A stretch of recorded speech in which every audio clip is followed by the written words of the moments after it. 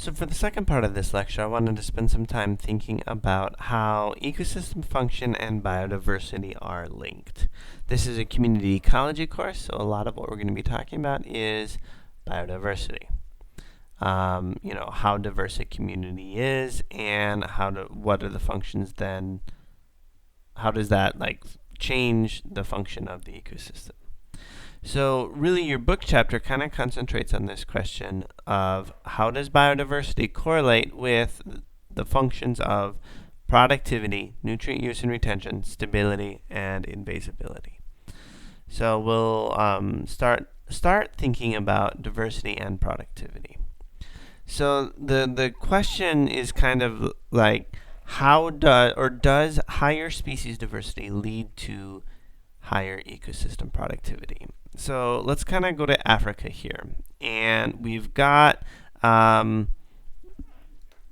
definite differences in productivity. Remember now, this is net primary productivity here. Basically, how much plants are being produced, and this is in grams of carbon per meter squared. And what we see here is pretty much the whole Sahara Desert is really low productivity, right? There's essentially no water here, right? And really there's not that many plants that can grow on think of the Sahara Desert, you think of sand dunes for going on forever and ever.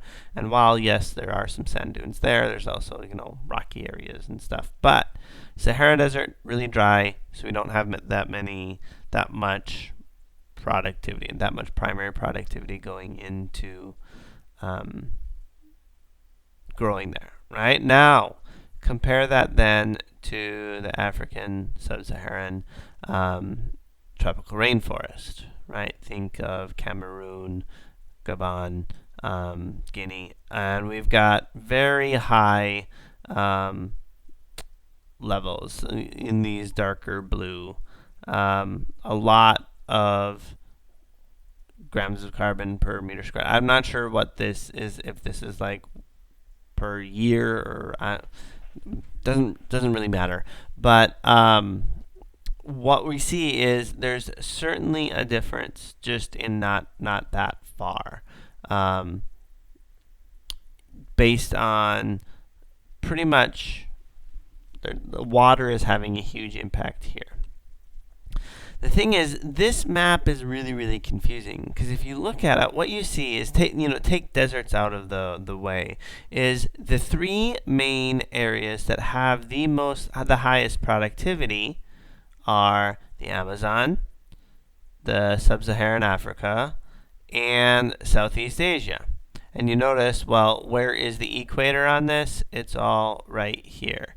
Now, from our discussion about the latitudinal species gradient, we know that all of these areas here are the most diverse. So you might say, how does productivity increase or decrease with diversity? And you might say, well, this map shows it that the most diverse places have the most productivity.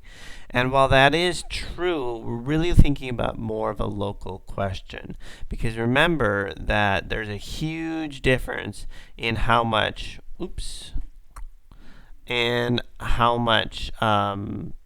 light energy northern Canada is getting versus someplace at the equator, right? And we know that just there's not that much latitudinal difference here, but this is showing that there's a huge impact of water on how much productivity there is because of the Sahara Desert. So really what we're looking at is more local questions of a place, this site right here, how is that going to be impacting of how much productivity is here versus this site over here. So we're looking at a whole lot more local, smaller scale, or filtering out things like water and how much sunlight a place gets, but just looking at just diversity and productivity. And what we see is over and over, repeated studies have found that we have this positive correlation. Basically, so we have species diversity down here, and some sort of plant measure of productivity. In this case, this is plant biomass. Okay, so the more biomass you have, that means the more productive generally the system is. Now, that's not always true, but most of the time it is. Is that we see this definite, really quick increase, but it's a decelerating curve, meaning it's asymptotic, where it doesn't, after a while, if we increase species diversity, it really doesn't increase that much of how much plants you can get in a specific place. And this study, these are just different years, but we're still seeing this same kind of decelerating curve, where as you have way more species, you have less and less of an increase, diminishing returns, so to speak. Now, one thing you might notice in these two different studies is this study only goes up to 16, so that's right here, whereas the Tillman study went up to 32 different species. So these don't look as decelerating as the Tillman study, but that's probably just due to that number of species. So you might ask the question, how many species is sufficient? Right? How many species do we need to still have the same levels of productivity? And you might ask, well, we might say that here, given these results, you really only need about 5 species before you start getting this pretty much plateauing, right? And one of the reasons probably this is because of the way we see most communities are organized, where we have some species that are really the most common species are dominant, right? So that you remember this rank abundance curve. If you have the yellow line versus some sort of shallower line, a much more even community, what we would see is this might look a little bit different. But since most communities have this, real strong strong pattern where we see that a couple species are extremely abundant and it tails off pretty quickly, what we get then is, when we're adding more and more species, maybe we're just adding all these really rare species. So does it really matter if we necessarily kill off those species? And what we see is this, isn't what the math show is that really we need about 90% of the species to keep 50% of the productivity. And this is kind of like a tricky math problem, and it's really a lot of extrapolation, and particularly when they're extrapolating out to infinity number of species. So, in realistic communities, we know that we can probably lose a decent number of species, but still keep that overall level of productivity. But this question gets a little more complicated when we think about, will species essentially get replaced if they're taken out of the community for one reason or another. So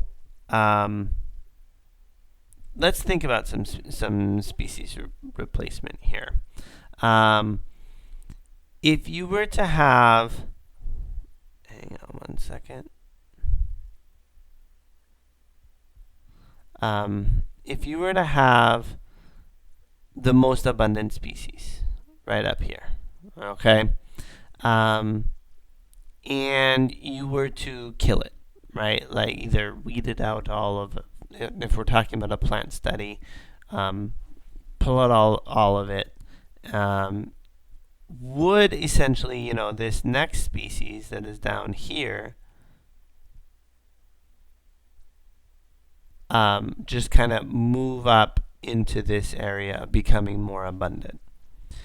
And you might think that, you're opening up a bunch of space in the community, so there has to be something that's going to be moving into that open space. But the question of whether another species will take it, like completely replace what was lost when you eliminate a species, really is dependent on that specific species traits. Okay, so it has to do with whether they have the same niche, whether they're going to be able to grow to the same level or be as productive as that other species that was lost. So now let's get into the question of why. Okay, why does increasing diversity increase productivity? Now, one of the answers is this idea that is called niche complementarity. Okay, what this is saying is that species can coexist on one limiting resource if they use that resource in different forms. Okay, so remember that idea of the competitive exclusion principle says you can only have one species per limiting resource. So what about this flower? So let's say our limiting resource is nectar for in this flower, and this little daisy or whatever it is produces nectar for a species. Now, if there's only one flower, we could expect that, well, that's one limiting resource, right? The nectar of that daisy, and we would only expect eventually through competition only one species to be able to be there. But one way we can think about niche complementarity is by time frame. Okay, so maybe hummingbirds really like it in the morning. Okay, so the hummingbirds use the daisy and drink the nectar in the morning. A little bee comes, in the around noontime. The bumblebee comes and gets nectar in the afternoon, and in the evening the monarchs are going. What they're doing then is basically splitting up this one limiting resource. Now it's basically 4 different resources. So you can have coexistence of multiple species that essentially have the same niche, like partitioned basically or split up by time. Another way you can have niche complementarity is by a little bit in space, by splitting up that limiting resource in space. So if you think about, some plot of land, we might say this plant is using up, this big tree is using up all of the light from, this from here over to here.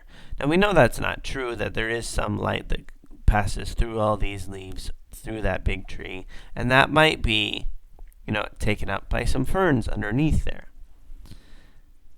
And then underneath those ferns there might be a layer of grass, there might be a layer of moss or something where these species then are coexisting and using those different form of that resource. In the case, this is, height from, up from the ground. So the moss is right along the ground, ferns kind of understory, and then overstory in the tree. So let's think a little bit more about this niche complementarity. So let's say we have a niche space.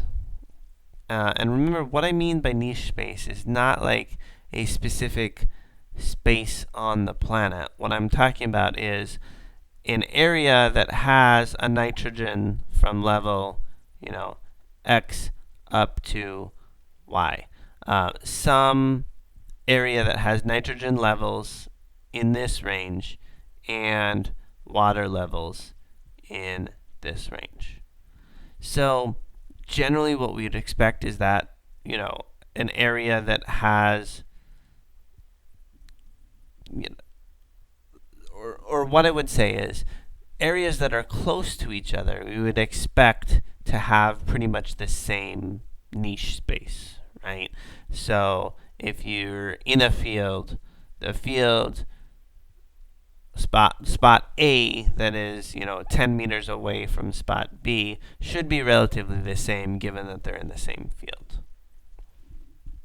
So let's put a species that has a fundamental niche that's like this, okay, where it can live in a space that has, or it can live in a spot that has, nitrogen that's over at, level V up to, I don't know, this is a little bit less than Y. It doesn't really matter, right? But what we're saying is there's a species that is living, this is where it can live.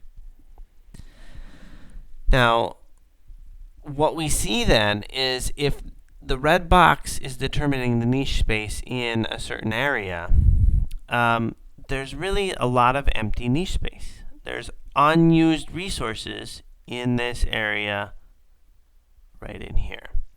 And the nutrient use section in your book, in this chapter, kind of talks a little bit about this idea. But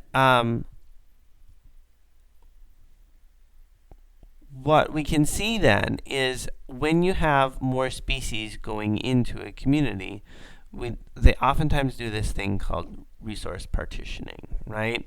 So there is, as more species come into a community, and if this green species has a fundamental niche that is, bounded by this green circle here, what we can see is they can use up these resources here, and they're basically going to have competition-free growth. The green species is going to have competition-free growth right there. The blue species then will have competition-free growth in there. So as we add more and more species into this community, there's going to be a lot of resources that were previously not used.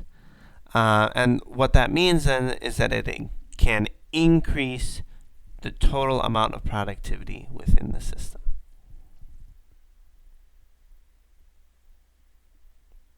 So this niche complementarity, basically resource partitioning, allows for more productivity because there's more, as in the paper we're going to be talking about, there's more functional groups, basically different ways in which species do things that can then add to the total productivity.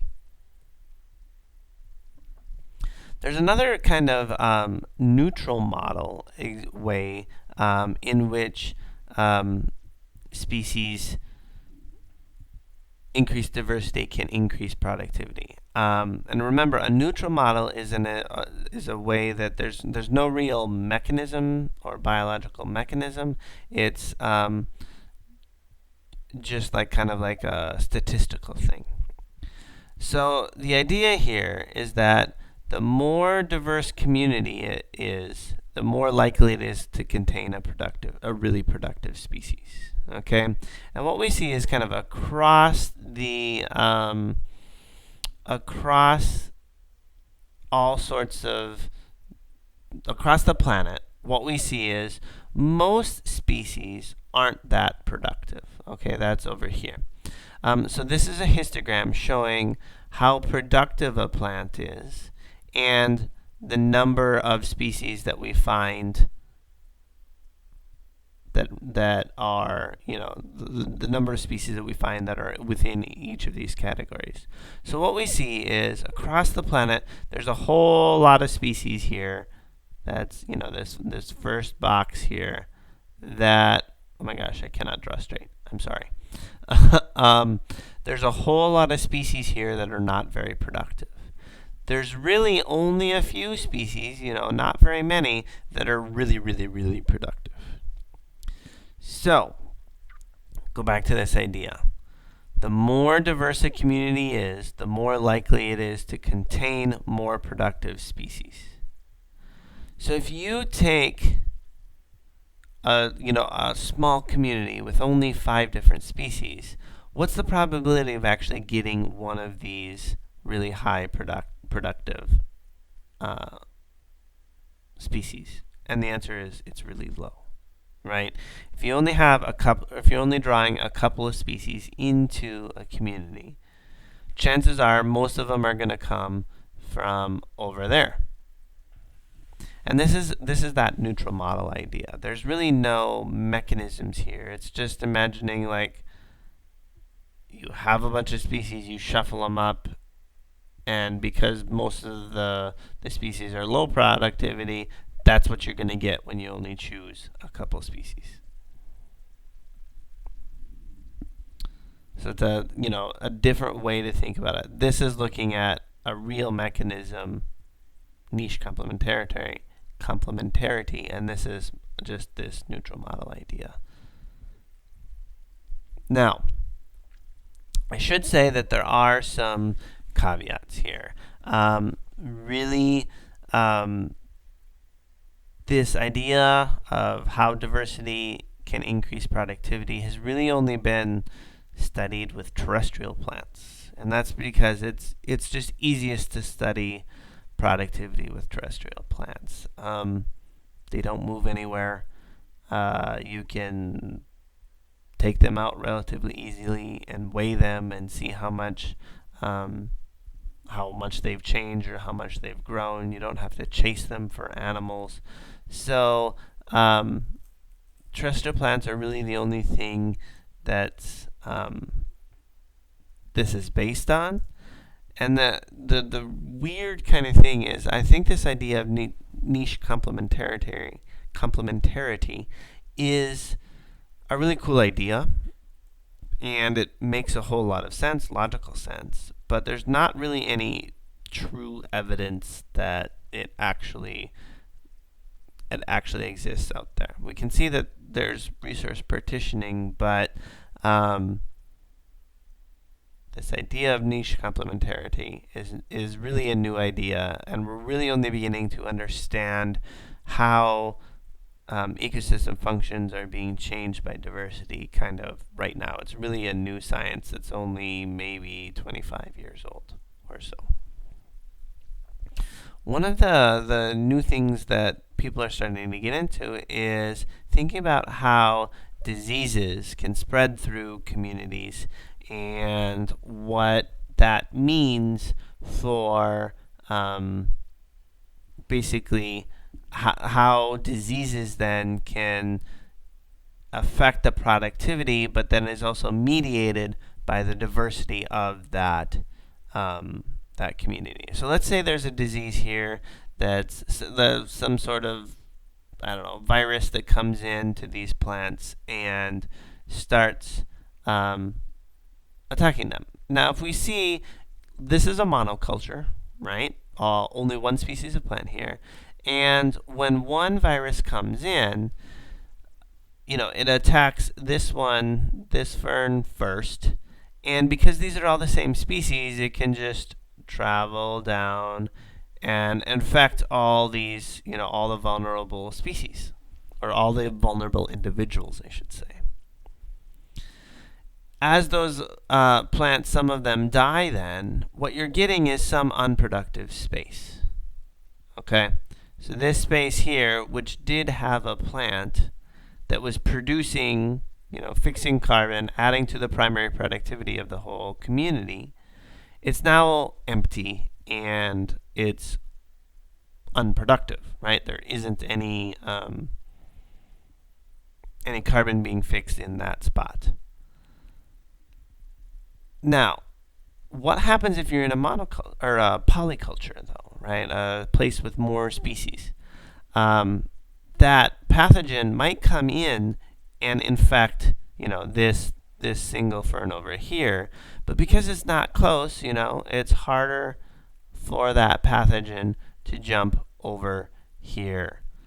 So when we think about the unproductive space, if this thing dies, that's fine, but it really doesn't decrease the whole productivity of this whole community, which is, right here. Now, so what I was saying earlier is that diseases can determine the amount of productivity, but it's mediated by the species diversity. Okay, so the more diverse a specific area is, the more, the harder it is for this disease to spread throughout like it did up there. But again, this is really a lot of new ideas that are not totally backed up, and we're just starting to study them right now. So with that, I'll leave you and see you later.